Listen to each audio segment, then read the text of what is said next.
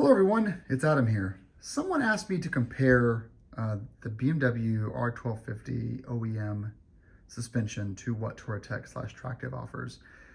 I've never gotten to do that before, put them side by side like this and talk them through. So let's start with the rear shock.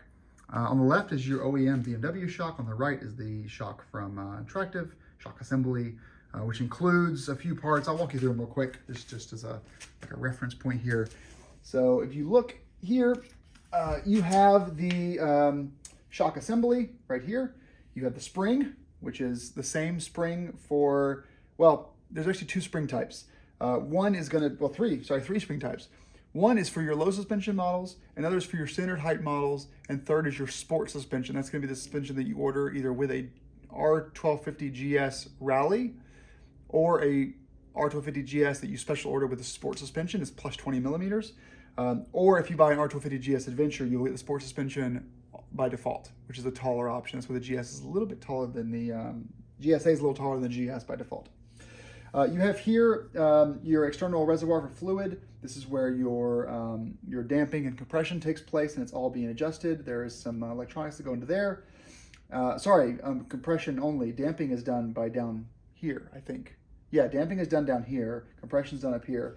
And then this is going to be your ESA motor. This is full of oil, and what it does is it controls, let's see if I can find the pin here. It controls a thing here on the back that will raise and lower a sleeve that basically compresses this down, therefore tightening up the spring and also raising the bike up a little bit more to account for your weight, your pillion, your luggage weight. And 2018 and newer GSs, all 2018 newer GSs with ESA have automatic ride height. Before 2018, back to like 06, 07, was selectable, either one helmet, two helmet, or min or max. So auto is a new thing for 2018 and newer bikes with ESA. So you'll see here, you've got one cable coming out of here. This one is going to be for the ESA, just tell the motor to raise or lower. The other one is going to be the on-the-fly damping control for the assembly. So these suspensions are identical in a lot of ways. You see here you have the same doohickeys or doodads. Let's move the Touratech over here. Get this stuff out of the way. So shock assembly, you have a thinner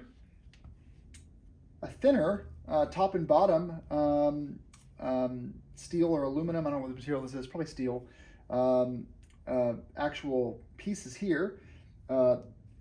I don't know metallurgy, but maybe they are a nicer grade of metallurgy and they're stronger. You have a spring. The alternative though with this is that your spring is customized to your weight. So when you order a shock from Tractive or Touratech, you give over your weight and they will put a spring on there that matches your weight. You can't do that with the GS. You cannot order it with a custom spring. Then you have here this external reservoir. On older generations of the Tractive ESA models, the reservoir was, well, I can't show it to you. I can actually show you that to you. So the older models, here is your sleeve, like this. This will control that height adjustment of the shock. It would be fed by basically a brake line into this. This is your external oil reservoir and then your cable that goes to the bike. Tractive has done away with this on their newer model, and so now that sleeve, just like the OEM, is integrated into the shock assembly, which will reduce unsprung rate. I don't know. It is definitely lighter. It's definitely smaller. It's definitely more organized, and it matches what you would get if you bought the BMW shock. Basically, they're identical as far as their specs go, but it is aluminum. Billet. It has some little speed holes. It has engravings in here that are meant to dissipate heat better. So there's that. You also have high-low compression adjusters on this shock where you don't have them on the BMW. Then of course you still have that damper control for the bottom that just is plug and play to your OEM setup. If I look at these two, I really can't tell you how they are different. I'll probably leave that to Ted Porter Beamer Shop to kind of, you can watch some of his videos or call him up and ask him. But what I will say is that I have never had an issue with the aftermarket shock. For the most part, aftermarket shocks that are OEM from BMW don't actually fail that often. They will get tired. That's just a spring issue. And now there are some ways that you can actually swap those springs.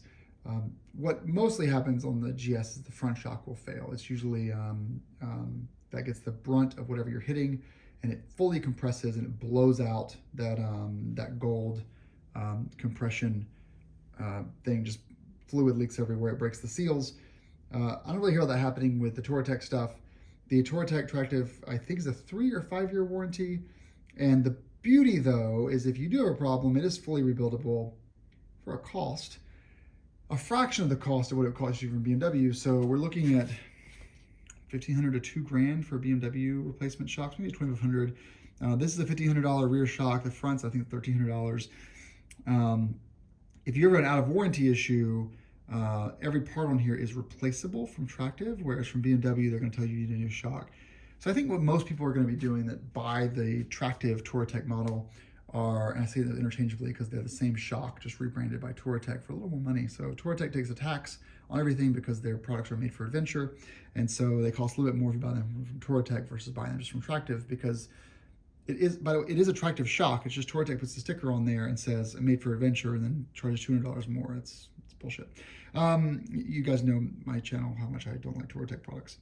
But what mostly happens is this fails, and then people will go buy this shock to replace it with and put it on their GS. And if they ever have this fail outside of warranty, you don't have to buy a new one because you just replace parts. I've replaced parts on this through Ted Porter's Beamer Shop. They are the only Tractive dealer in the US. And I'm sure Ted's good on YouTube. He'll probably watch this video and come back and be like, Adam, you got this wrong, this wrong, this wrong. He'll leave a comment in a few months and it'll be very helpful.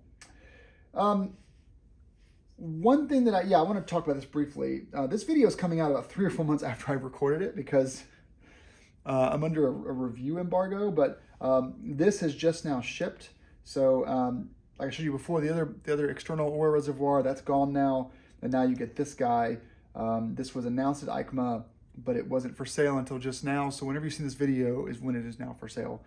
You can send in your old Touratech or Tractive shock with the external oil reservoir and just buy this component, and Beamer Shop will put it on. It's a new sleeve.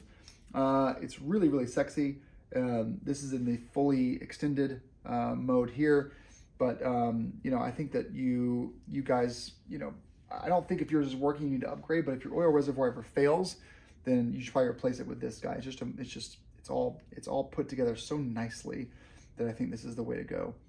This is dirty because I take it off road, but I wholeheartedly recommend this over the OEM. However, if you just bought a GS and you're in that like 175 to 225 pound range, just stay with the OEM shock for now, save your money. But if you are much more than 225 pounds and you have a lot of luggage or you ride 2-up, it's not a bad idea to think about replacing the shock. In my case, I would actually give you like a sales pitch, which would be this shock here, take it off when your bike is at 0 miles and put it in a box. And then when you go to sell your GS, you can put this 0 mile shock back on and make the next person really, really happy. And then take this one off and sell it to someone or put it on your next GS.